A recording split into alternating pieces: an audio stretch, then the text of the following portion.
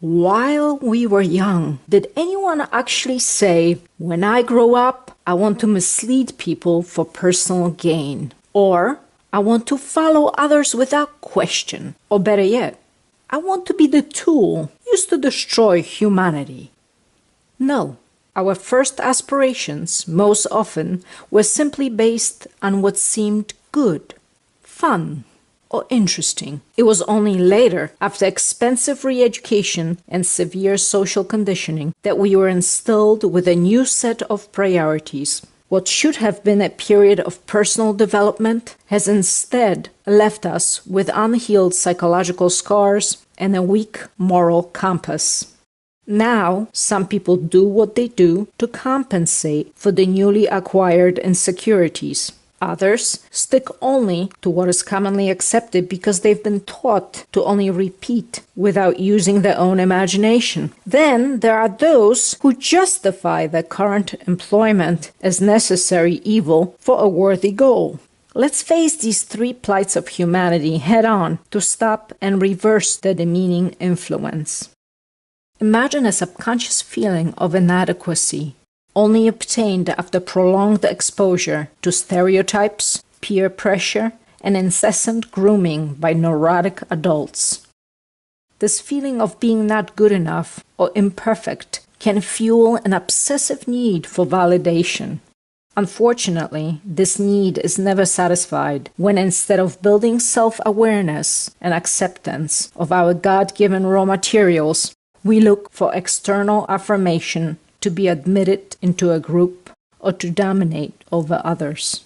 One extreme example of such insecurity is the compulsive thirst for an inordinate amount of money that would take 10, 100, or 1,000 lifetimes to spend. How does sitting on this big pile of cash add value to a person? It might be a worthy attribute for a vacuum cleaner, but a life's goal of maximum financial suction does nothing for us when it's time to go.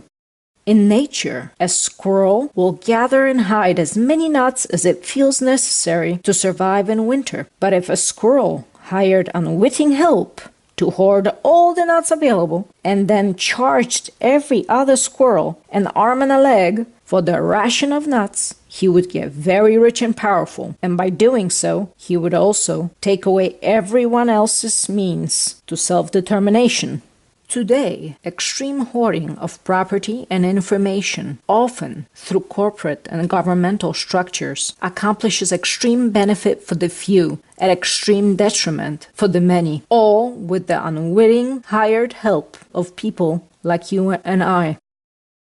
Ironically, these artificial structures claim to either deserve all the benefits of personhood or to be there solely to represent us, all the while exhibiting very few, if any, of our positive human attributes.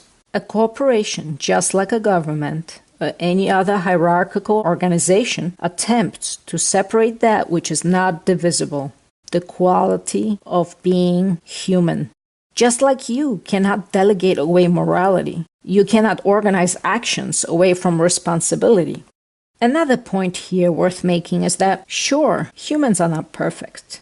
They do make mistakes, but on a societal level, the impact of these mistakes is greatly reduced if they affect the smallest number of people. Therefore, centralizing the most authority to a few over the many is always a recipe for many paying the price for mistakes of the few.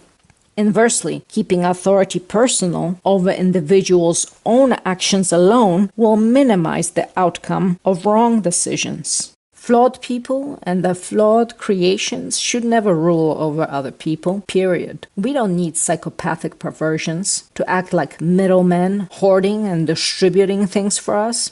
But this is only if we begin to live by our own ability. And just as importantly, there is no need to grease the wheels of these dangerous structures in any capacity, be it in front-end operations or back-end paperwork, if their ultimate consequence is eradication of our freedom. Instead, we must work to structure our own lives in a way that empowers us to improve on the qualitative aspects of ourselves without causing harm to others.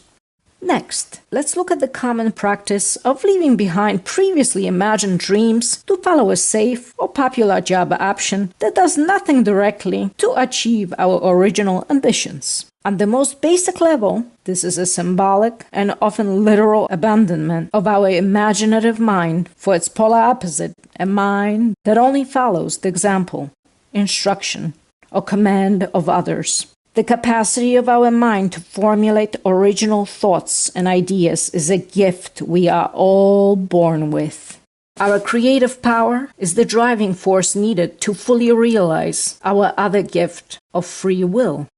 It is through innovative problem-solving skills that we invent new solutions to the obstacles in life. But this gift will weaken if not used. All those neurons and synapses in the brain wither away along pathways rarely traveled and multiply instead in places our thoughts most often reside.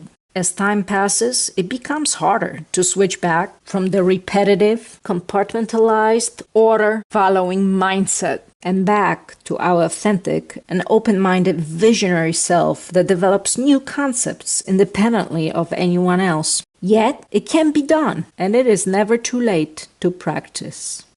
As an example of this mind fragmentation, consider how we settle on the belief that a label which merely describes our work function is a name used to identify who we are, effectively fracturing our own perception of the entire boundless human experience. With our sole focus on following the directions of others, we no longer think of our deeds as our own, and it becomes easier to obfuscate in our mind the responsibility for those actions. This is a system of control formed to manipulate and make use of people to do unconscionable things to their own population. Molding us into obedient workers involves not only financial constraint, but also withholding the greater knowledge of who we are and what we are capable of. But let us not forget that all hidden information originated in minds no different from our own. We should not accept the defeatist attitude of a helpless victim here, buying the contrived world order. For ages, they used secrecy, rooted deeply in their fear of us. But on a road to freedom, only evil and lies seek the cover of darkness, while goodness and truth always shine in the light. And lastly, the compromise of our individual integrity to secure physical comfort strikes at the very purpose we are here in human form to begin with. The promise of a shortcut to power and financial rewards for those that cast morality aside will attract cowards afraid to do the hard work necessary for real character development. They will then feel the need to surround themselves with a mob of other cowards, afraid to stand alone in truth. But it is a lie that to live in comfort and freedom, we must compromise our innocence. In fact, it was the surrender of our independence in body and mind that has weakened them both. We used to invest in the goods and know-how necessary for a free life.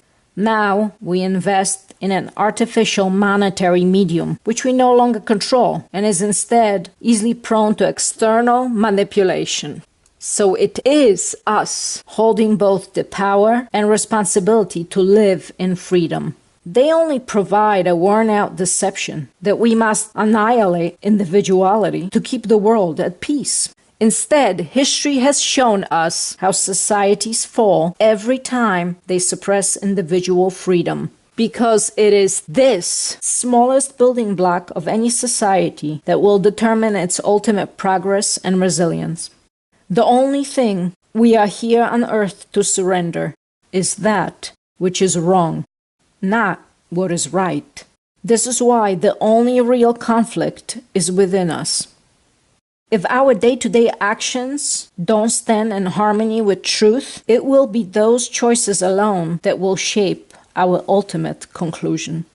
I'm taking the less traveled road to freedom. Will you join me? That is the question.